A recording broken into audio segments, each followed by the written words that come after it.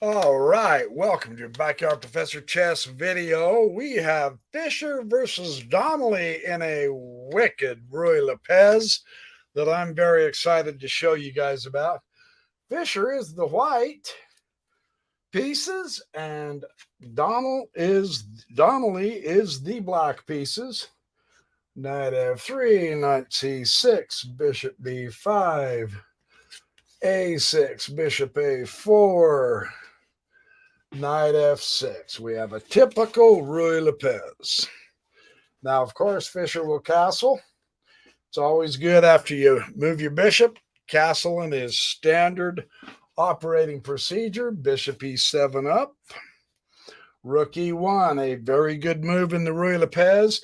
d6, strengthening the center. c3, getting ready to retreat the bishop when it is double attacked by the pawn and the knight. This is a classic move in all Ruy Lopez's. Sure enough, the sugar's sweet. He wants to maintain the bishop this angle. When black castles, it'll keep pressure on the f-pawn. However, the knight comes in, and it's stronger to maintain the bishop than exchange the bishop. So be very careful that way. He keeps the bishop, and now he bumps c5. So the advantage of this particular Ruy Lopez is the queenside development of black, especially with the progression of the pawns, happens much stronger, much sooner than white can get going. The theme is to ignore the queenside development at this point and push that d4 pawn. This is one of the advantages of bumping the c3 pawn first. Not only does it give your bishop an escape, but it also supports the push for the d4 pawn to the center so that you don't have a steamroller of a pawn roller through the center, which can lead to disaster. We do not want disaster, Bobby Fischer. Oh, no, we don't. So he's going to bring his queen into this. Fischer's going to bump his knight, and now we get that castle. But for the moment, the pressure on the f-pawn is gone. Not really pressure, really, but that direct influence is not as powerful as it could be, but that's okay. Things happen. Knight comes to f1, and then the knight will come back to see. The knight has served its purpose, pushing the bishop back. Yes, it's not a good idea to leave the knight all the way out on the outer edge. The rim, a knight on the rim is dim. So he does pull his knight back to get into, once again, the central influence. This is always very important. And notice where Fischer, now he's moved his knight a few plays in the opening. That's true. He is maneuvering this knight to a much better position, which is all valid because nothing's attacking the king on either side. The rook will go to e8. And now the knight actually comes to d5, which is a permanent outpost, meaning, see, this is a classic case of a hole in the pawn structure, right? When the two side pawns have pushed past and they cannot come and influence this, that is a hole. You want to look for those for any piece as far as that goes. Knights ideally love them because now a pawn cannot chase him away. It's going to be an exchange of a piece for a piece. That hole is a powerful point to put that knight. And that's what Fischer was looking at. And it's so powerful, like I say, the knight will exchange that knight, fundamentally so. Well, he was tickling the queen, and the queen has no good square to go to, so that makes sense. And now the E can retake that knight, and he does so. And now the knight comes back over to a5. So we see a bit of wandering, moving around of the knights in this particular Ruy Lopez. It's all good. Nothing's come crashing through to attack the kings. They're not flailing wildly getting zany about much. They're just simply doing typical exchanges and maneuvering for board position, which is more important than material acquisition. It's something we learn as we progress and play. Knight is now going to change the e5. Direct possession of central squares, like Fischer has here, is one way to influence the center. It's not the only way. As it has happened at this point, true, the knight can be either exchanged off or chased off. It's all good. But just so you know, the direct occupation of the center is one way, but that does not mean that black doesn't have influence in the center. The queen there, you see the bishop, you can see the rook behind the bishop indirectly influencing the center. So, I mean, it's all good. It's pretty even set up, more or less. And now bishop comes to d6. See, that one move,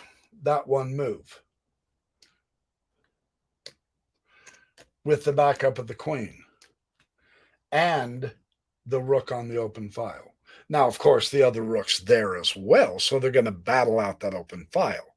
But that doesn't mean that that's not being influenced. So that's an interesting move, right? Fischer ignores it, comes to bishop f4 to support the knight. He doesn't just automatically bump the pawn when you can push a piece, because eventually you truly do want to connect the rooks on your own first rank. And so pushing the bishop out there is a superior way to do it rather than pushing the pawns. In other openings, it's better to push the F pawn. It just depends on what the opening is, right? So it all works out. He's going to fianchetto the bishop again, tickling that central pawn, tickling the pawn down here indirectly, zipping all the way across that diagonal. So very interesting how all of this stuff builds up. Queen's going to come straight up to d3, again improving the center power. I should say influence, power. It's all about influence and power. And now he hops over to the g3. Interesting move there. His opponent is going to take the other file. I say take it, at least put pressure on it. It's a partial open file, but through time, those two central rooks could be devastating. So the fight is on. The fight is really on, and it really is for real. It's so real, he's going to come right back.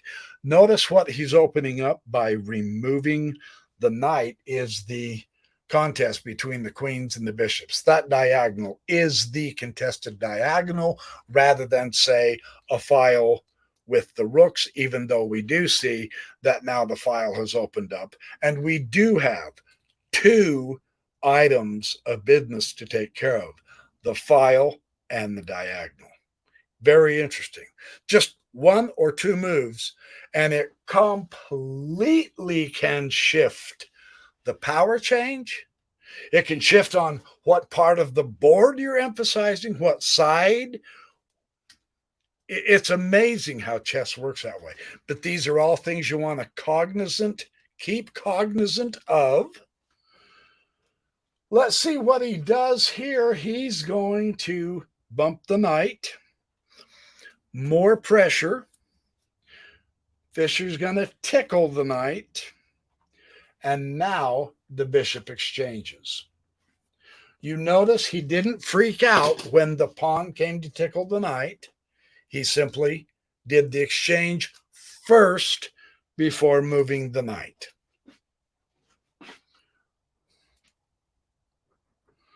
And the queen will take f4. So now we've got big exchange. Queen will take f4. Rook.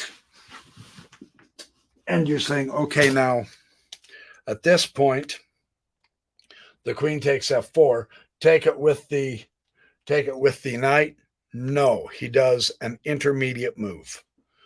First, he takes the rook. Interesting choice, isn't it?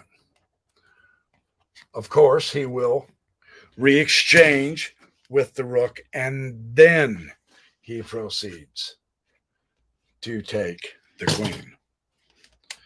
And now the knight comes to a3, once again tickling that bishop that he's been tickling the whole game, and the bishop wants to stay on the board. So the bishop moves out of the problem area, and now see those pawns. They're interesting, aren't they, on that queen side? There's a real good pawn chain, and it's making progress. Now, it doesn't have a lot of pieces behind it to back it up, but it's got a piece behind and the piece in front. Interesting. Something could come of that. We'll see. B is going to take the c4. B is going to take the c4. There goes the pawn chain. And bishop is not going to take. Notice this. Bishop did not retake the pawn because he can't. It's covered. He comes all the way down to f1. You're saying, isn't that a waste of a move? Let's watch. Here comes the G pawn tickling the knight. The knight's going to bump to h5, which is not a problem. And then the rook is going to come to e5. Interestingly enough, centralizing, putting pressure on that central pawn, supporting his own g5 pawn that's gone way out. Let's see what happens with this. He moves the pawn out of danger. That's a passed pawn. Now, the interesting thing is that little guy's making tracks. So pretty soon, we're going to have to seriously keep our eye on that pawn, blockade it, or take it, right? Here comes the king. f8. Remember, the king's a piece to play. Don't leave him just idle. We're easily in the middle, if not approaching the end game. It's time to activate the king, right? Knight f6, a very interesting block of the f pawn so that that pawn roller on the king side can't get going. Not that it's going to stay there. Rook comes right there. Nice fork. Pawn and the knight, right? There's only one problem. Rooks belong behind passed pawns. And it's here that his opponent resigned.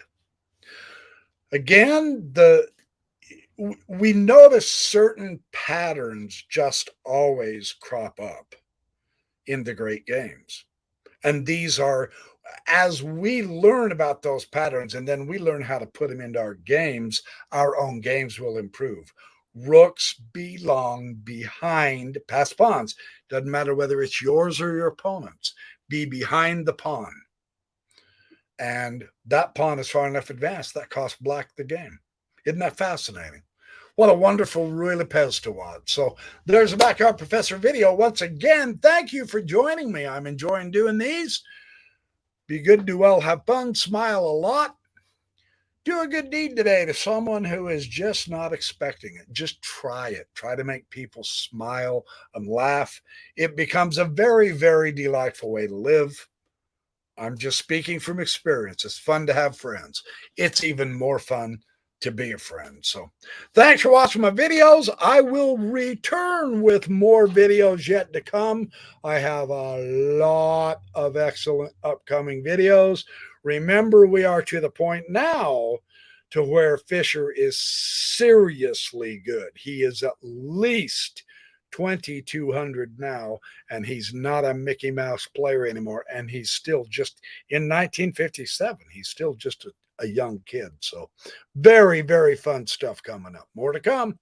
Thank you.